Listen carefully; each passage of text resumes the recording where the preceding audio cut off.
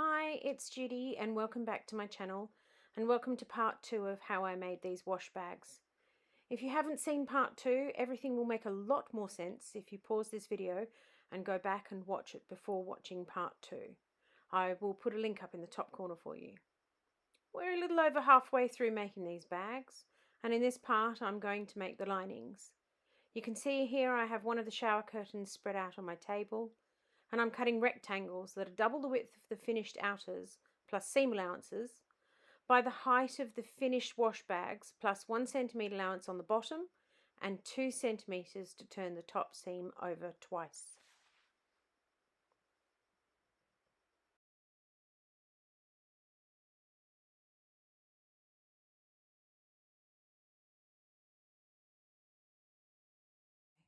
Now we're on to the lining, and I think rather than showing you the whole batch process of what I'm going to do, is I'm going to do one lining at a time and not show you all 8 of them because now that these are sewn up, each one of these is unique. So the top opening is very slightly differently. The lengths, depending on how much seam allowance I took, or if I had to undo it and redo it, all of those sorts of things. So what I'm going to do first is I'm going to turn over the top edge by 1 centimetre and sew that up.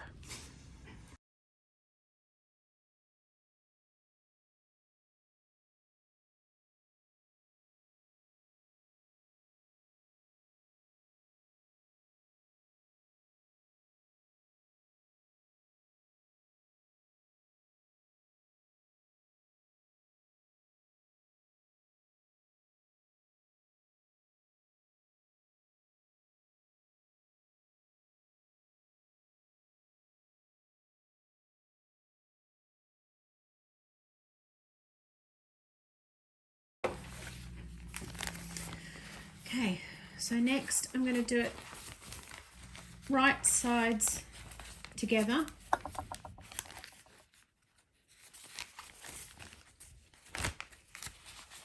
This stuff is really quite difficult to work with, but I'm going to do it right sides together, and I'm going to clip down this side seam here and then do a straight stitch down there.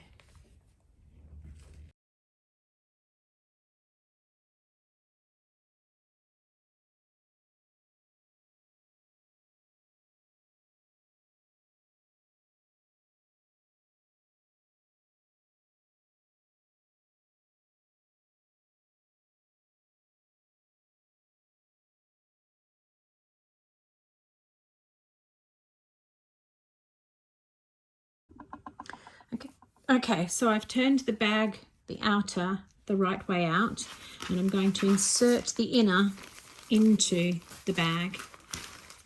Now, I need to find where the hole is for the toggle. The hole's on this side, and what I want is the non-sewn edge to be going up against the toggle. So I want the sewn edge to be matching this seam here that doesn't have a hole in it.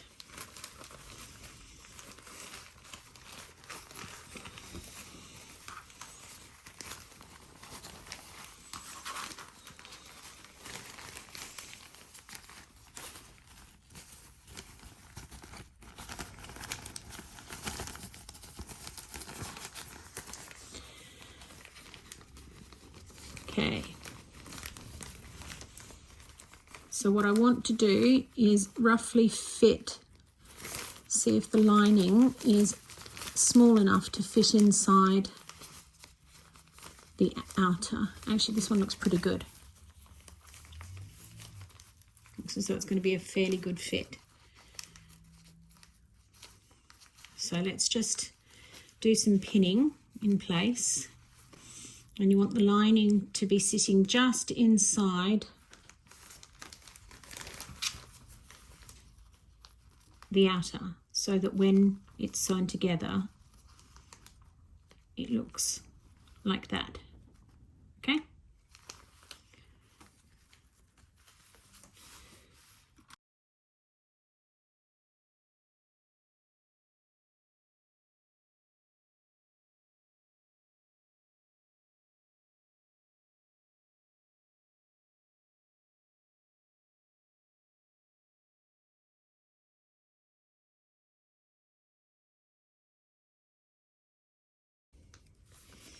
Okay, that looks as though it's going to fit quite nicely. Hang on.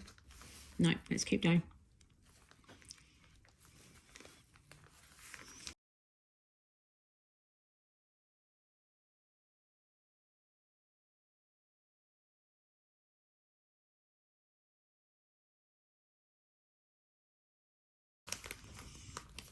Okay, that looks as though it's going to fit quite nicely. It's not too big and not too small.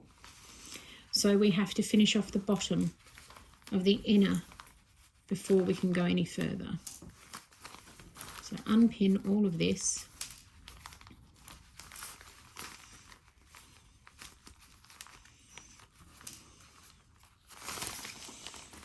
And what we'll do is we're going to sew up this bottom seam here. Straighten that up. I'm going to run a straight seam along the bottom there. Okay, so once we've sewn that up, then what we're going to do is pull the seams apart and sew the corners like we did for the outer. So about there and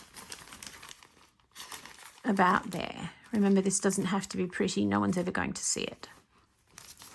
So now what I can do, because it's too deep, now what I can do is I can do the final turn over. Turn this over the last bit so that it's got a slightly thicker. If I show you on this one, I turned it over again before I sewed it, and that just gave me an extra little bit of strength and rigidity at the top here. So we'll just turn it over one more time.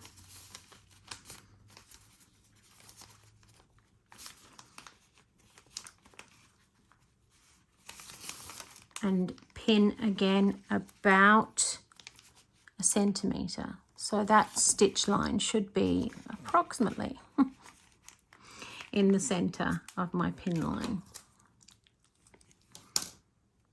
Oh, sorry, you can't see.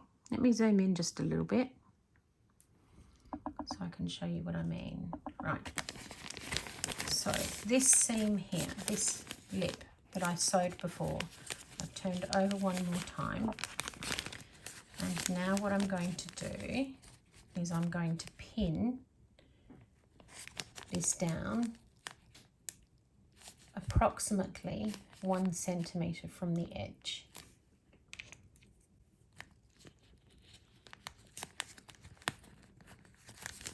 Okay.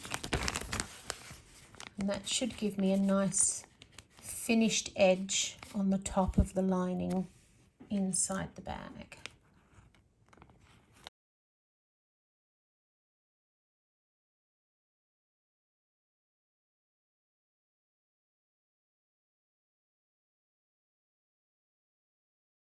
And now we're going to run another straight stitch, and I'm going to try and get it as close to the existing stitch that is already there as I possibly can.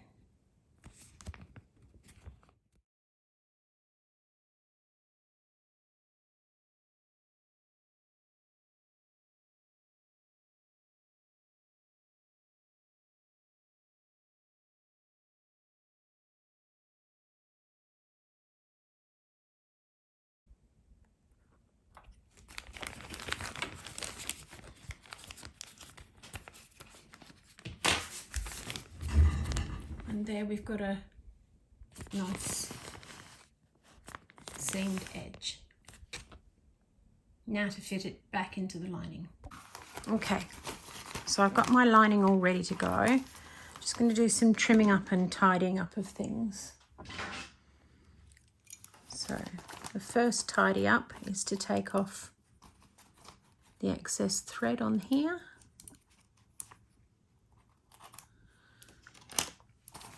And then I can trim this corner off because we no longer need that.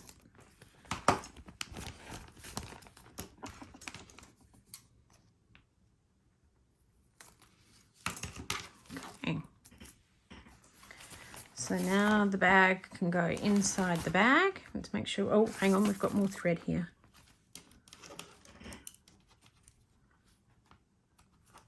Try to do all of your thread cutting as you go along. it will save you a lot of hassle in the long run.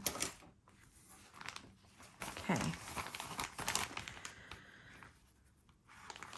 So insert that into the bag.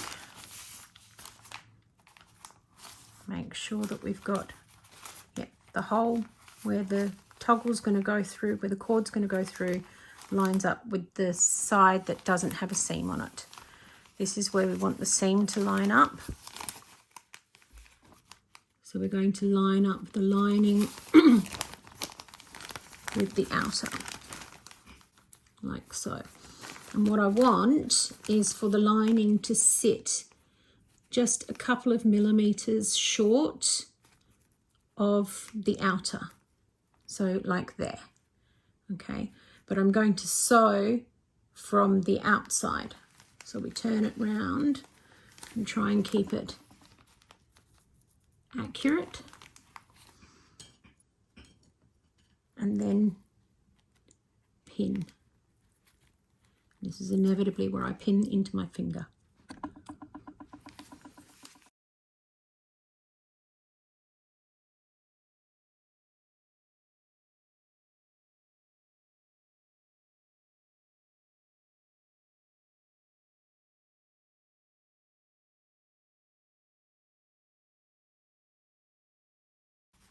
Okay, it's ever so slightly too big, so I'm just going to have to ease it as I go into the lining, I think.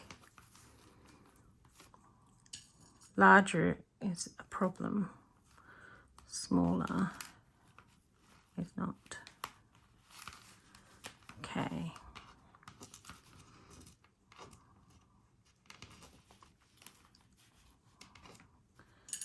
So stretch and make sure it's even. Okay.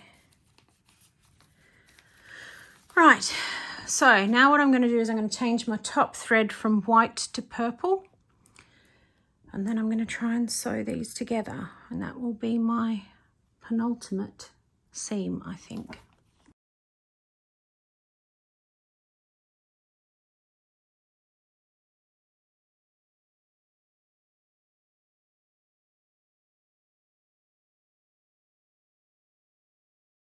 Okay, we're now on to our last stitch, and that's the one that stops the cord from moving down into the bag. Okay, so we're going to trace from the bottom of where the break is in the side seam all the way around, and I've found that the easiest way to do that is to pin it. Now, I'm not going to try and do that on camera because I'm not crazy. So when I have it pinned, I will bring it back and show you. So there we have it. All I did was I placed in this pin because I needed it to be just a couple of millimeters below where the gap is, and the gap will vary from bag to bag ever so slightly. So I worked out that this was about 3.5 centimeters. I then took a ruler, measured down 3.5 centimeters, inserted another pin, walked around, again, measured about 3.5 centimeters, stuck a pin in. So now what I'll do is I will aim to sew from where the pins are inserted in the cloth to where the pins are inserted in the cloth all the way around with the same combinations that I've got: white on the bottom, purple on the top. So I'm going to start just on the other side of the slot so that as I run round, I end up with two loads of stitches running across this little seam here, and that will just give this a little bit of extra strength in the final reckoning.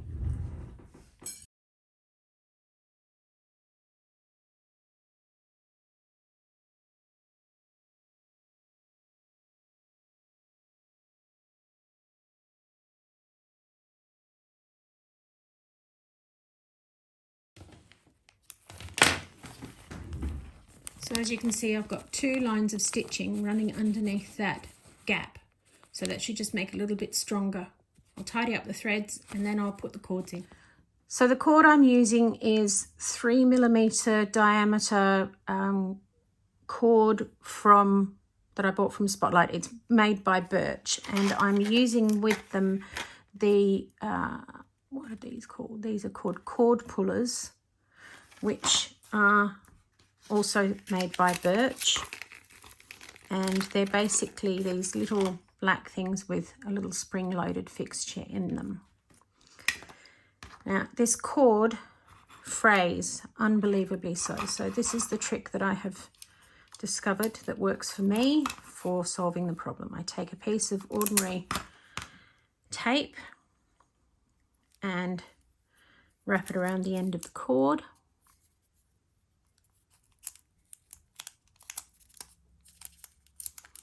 As tightly as possible.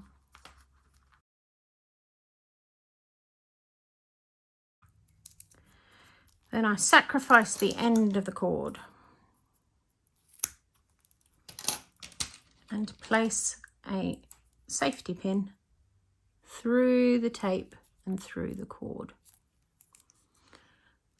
That stops it from fraying enough for me to thread it through the bag. So here we go, here's the threading.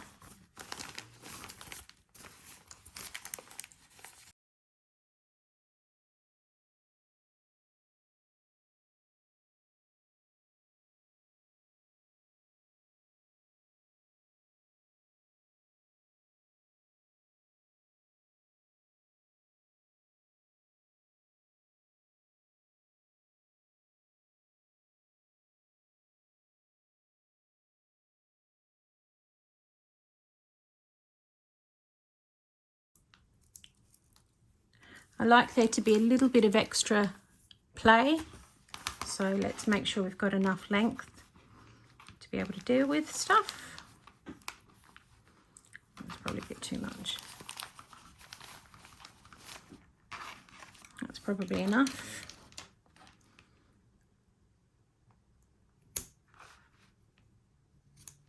Okay, and now these two can go through the toggle. Okay, I can hear you screaming now, you should have left the tape on. You're probably right.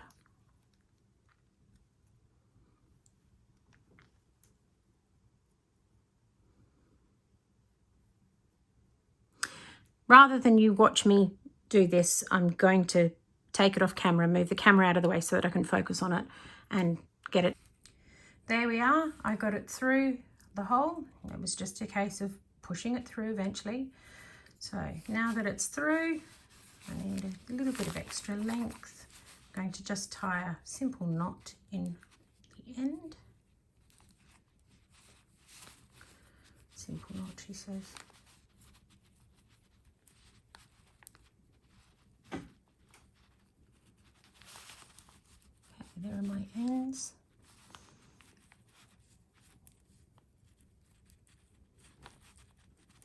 There we go. Fluff those out a bit so they look a little bit like a tassel. And there we go.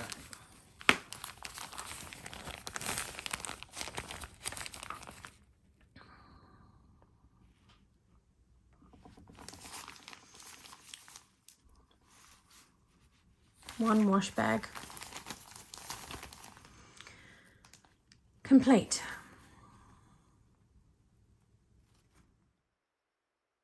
Here are the finished wash bags. They've come out beautifully and I'm really pleased with them. It's been worth all the work to get them complete, and I can only hope that my friend is happy with them for her event. I delivered the bags and the friend pointed out to me that I'd missed the E in Goundry.